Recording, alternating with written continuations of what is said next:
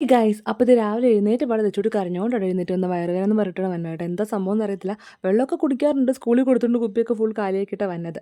പക്ഷേ ഭയങ്കര ബുദ്ധിമുട്ടാണ്, വയറുവേദന അടിവയറ് ഭയങ്കര വേദനയായിട്ട്. എന്തായാലും ഞാനിപ്പോൾ യൂറിനൊക്കെ ഒന്ന് റെസ്റ്റ് ചെയ്യാൻ ഓർത്തിട്ട് ഞാനങ്ങ് ലീവ് എടുത്ത് രണ്ടുപേരും റെഡിയാക്കി എൻ്റെ ഹോസ്പിറ്റലിൽ തന്നെ കൊണ്ടുപോകാം കേട്ടോ.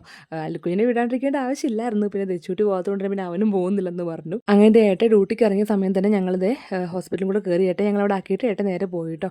അപ്പോൾ യൂറിൻ എടുക്കണം, ബ്ലഡ് എടുക്കണം എന്നൊരു ആഗ്രഹം എനിക്കില്ല. കാര്യം യൂറിൽ എന്തെങ്കിലും ഇൻഫെക്ഷനൊക്കെ ഉണ്ടെങ്കിൽ മാത്രം ബ്ലഡ് നോക്കിയാൽ മതിയല്ലോ. അപ്പോൾ അത് യൂറിൻ നോക്കിയപ്പോൾ വലിയ ഇൻഫെക്ഷൻ ഒന്നും ഉണ്ടായിരുന്നില്ല കേട്ടോ. അപ്പം ഡോക്ടർ പറഞ്ഞു ബ്ലഡും കൂടി എടുക്കാൻ പറഞ്ഞു. ദൈവമേ, ഞാൻ തന്നെ ബ്ലഡ് എടുത്ത് ഭാഗ്യത്തിന് ഒറ്റ തവണ കുത്തിയപ്പോൾ തന്നെ കിട്ടിയിട്ട് അവൾ നല്ല കരച്ചിലായിരുന്നു. അങ്ങനെ ബ്ലഡ് ടെസ്റ്റ് നോക്കിയപ്പം കൗണ്ടിൽ വലിയ കുഴപ്പമൊന്നുമില്ല.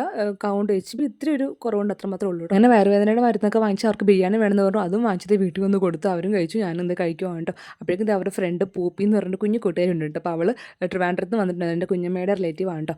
അപ്പോൾ അവൾ വന്നിട്ടുണ്ടായിരുന്നു. അങ്ങനെ അവരായിട്ട് ഭയങ്കര കളി കണ്ടു. പിന്നെ വീട്ടിൽ വന്നതിന് ശേഷം അവൾ വയറുവേദന പറഞ്ഞേ ഇല്ല കേട്ടോ. അങ്ങനെ ഗ്യാസിൻ്റെ മരുന്നുകൊണ്ട് പിന്നെ വയറുവേദനയുടെ സിറപ്പും ഉണ്ടായിരുന്നു കേട്ടോ.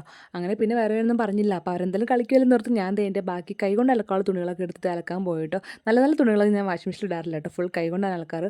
അത് പിന്നെ അലക്കാമെന്ന് മാറ്റി വെച്ച് ഇപ്പം അതൊരു ലോഡുണ്ടായിരുന്നു അലക്കാനായിട്ട്. അങ്ങനെ കുറേ നേരം അവിടെ നിന്ന് അത് ഫുൾ അലക്കിയിട്ടുണ്ട് കേട്ടോ. പിന്നുണ്ടല്ല ഇതുപോലെ ഇടയ്ക്ക് മണ്ടത്തരങ്ങളൊക്കെ കുറച്ച് ചെയ്യും കേട്ടോ. കാരണം ആ ബക്കറ്റിൽ നിറച്ച് വെള്ളമുണ്ട്, എനിക്ക് ഓൾറെഡി നടുവേനുള്ളതാണ്. എന്നിട്ട് ഞാൻ എന്തോർത്തിട്ടെന്ന് അറിയത്തില്ല, ആ ബക്കറ്റ് അതേപടി എടുത്ത് പൊക്കുന്നുണ്ട്, കയ്യിൽ നിന്ന് സ്ലിപ്പായിപ്പോയി, നടുവ് ഉളുക്കാത്ത ഭാഗ്യം എന്ന് പറയാം. ഒരുവിധം മരുന്ന് കഴിച്ചിട്ടാണ് ഇപ്പോഴത്തെ നടുവേനെ കുറച്ചേക്കണത് കേട്ടോ.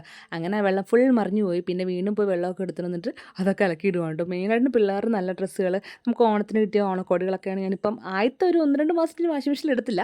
പിന്നെ ഇട്ടിട്ട് അതിൻ്റെ കോലമൊക്കെ മറുമ്പോൾ ഞാൻ പതുക്കെ വാഷിംഗ് മെഷീനിൽ ഇടും കേട്ടോ. പിന്നെ ഞാൻ ഓണത്തിന് എടുത്തതിൻ്റെ ധാവണി അതൊക്കെ ഉണ്ടായിരുന്നു. അകത്ത് കയറി വന്നപ്പോൾ ഇതായിരുന്നു അവസ്ഥ. 3 പേര് നല്ല കളിയായിരുന്നു. പിന്നെ ഭാഗ്യത്തിൽ നിന്ന് ലീവ് എടുത്തപ്പോൾ നല്ല വെയിലൊക്കെ ആയതുകൊണ്ട് തുണിയെല്ലാം തന്നെ ഉണങ്ങി കിട്ടി. കുറച്ച് തുണികളുണ്ടായിരുന്നു അലക്കാനായിട്ട്. പിന്നെ വാഷിംഗ് മെഷീനിൽ ഇട്ട് തുണിയൊന്നും ഞാൻ പിന്നെ അത് അലക്കി കഴിഞ്ഞില്ലായിരുന്നു. അപ്പോൾ വൈകുന്നേരത്തേക്ക് വിരിക്കാമെന്ന് ഓർത്തു. ഞാൻ പിന്നെ റെസ്റ്റ് എടുക്കുവാണ്ട് കേസ്. അപ്പോൾ ഒരു മിഠായി ഉണ്ടല്ലോ കുഞ്ഞിൻ്റെ, അതും എടുത്ത് കഴിച്ചു.